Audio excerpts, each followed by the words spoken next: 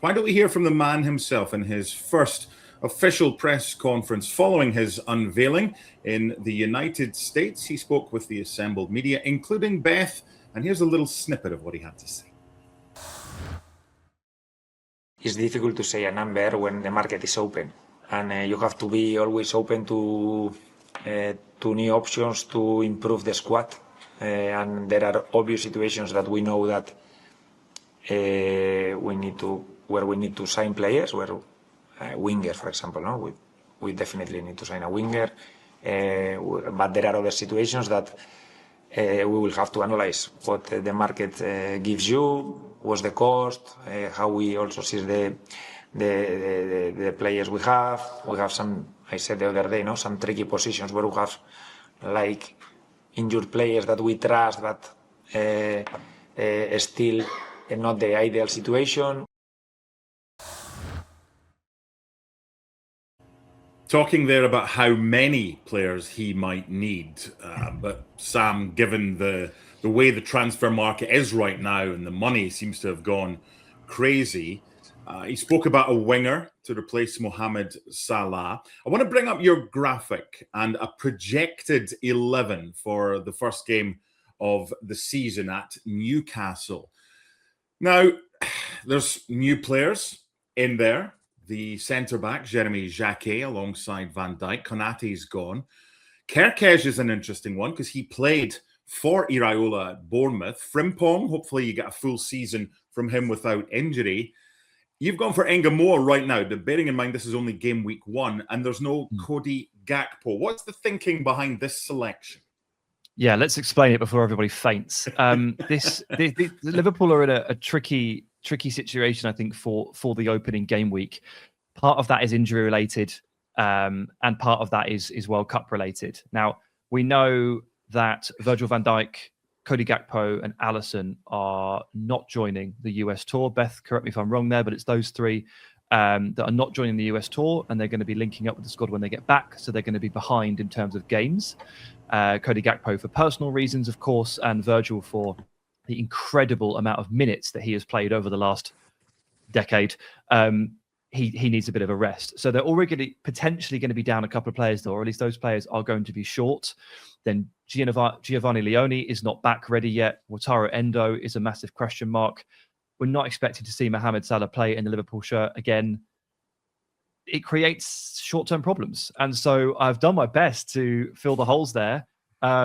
I'm not convinced by the 11 that I just put forward. You won't be either. And I don't want to see Rio Engamoa on the right wing long term. I think we all know that he's going to be a great player cutting in off the left-hand side. But the choice right now for Andoni Iraola is Rio or Harvey Elliott if he has an amazing preseason, or Federico Chiesa, who I don't even know if he's going to be there by the time the season rolls round. And that's, of course, because Victor Munoz is going to be on an extended break and behind in terms of fitness because he went all the way in the World Cup. That's why Alexis McAllister isn't there as well. Yeah, there are a lot of problems to solve here, long term, but also with regard to the very first game that Iraola has to take charge of. And there are things here that are working against him. How many players does he need, Shaq? Well, judging by that graphic, quite a lot. I'll be honest. I'm with Sam on this. I don't see Rio being long term on the right hand side. The challenge of that is you're trying to find a player to fill the void left by Mo Salah, who is he is a winger, but a goal scoring winger like nobody's seen in this game before, certainly in a Liverpool shirt.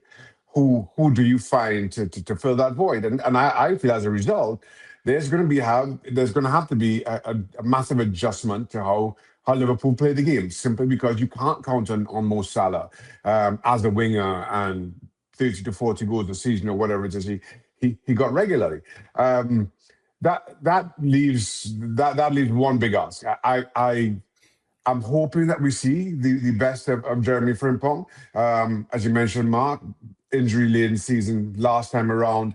But for Leverkusen, outstanding on that right-hand side as an overlapping and attacking right wing back, more along the lines of a Trent Alexander-Arnold than a traditional right wing back. But we need to see him play consistently.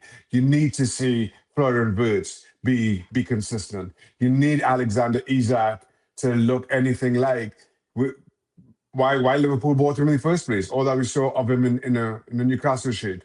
You get those performances, then all of a sudden things don't look as bad as maybe you think right now. The trouble is you put that up against those same players and their performances of last season, and you're left wondering where does Iraola take? Yeah, Sam said maybe 5 players, Beth. Do we know any that Liverpool definitely have a concrete interest in right now? Yeah, I mean, the name that keeps coming up is Bradley Barcola at Paris Saint-Germain. We know that they want a winger. That is sort of a non-negotiable. Obviously, with Hugo Ekitike being injured as well, as Sam alluded to, they might maybe look at doing someone in a forward position as well. But winger, definitely. We know that they really liked Jan Diomande at Leipzig, but unfortunately for them, so do a lot of other clubs, including PSG, and it looks like that is where Diomande is going to end up at. I think there's so many moving parts this summer with the winger market, and a lot of it hinges around PSG actually, because we know that they want Diomande. Bradley Barcola, as a result, may move on because there's been no progress on a new contract for him. He obviously is going to lose. Well, he's not a starter there anyway, is he really? I think he lost his starting place last season at times. So I think there were a few dominoes to fall.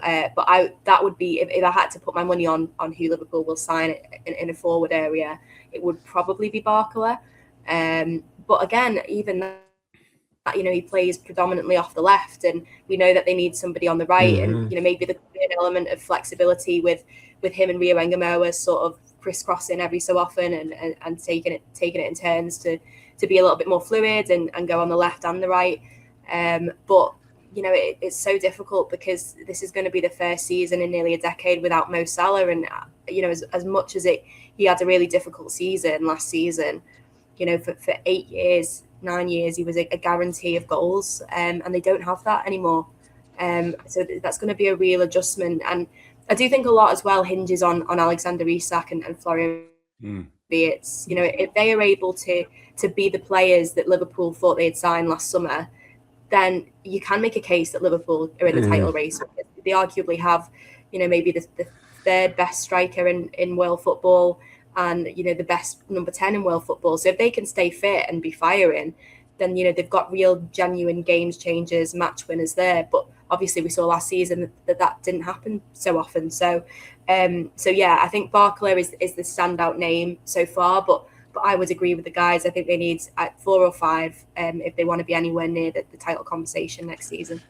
Can I ask Beth, what does the potential Barcola signing mean for Florian Wirtz? We saw Barcola operate off the left, certainly for France, and more times than not for PSG, which I still think of the left is Florian Wirtz's best position. But what does that mean for Wirtz if Barcola is the primary target this summer? Yeah, I think it will be interesting to see where the manager sees Florian Wirtz. We might get an idea of that next week because Wirtz isn't out here at the moment, but he's coming out for the second week. He's one of the players who's joining up, as is Alexander Isak. So we might get a little look in a couple of games in pre-season where he likes him best.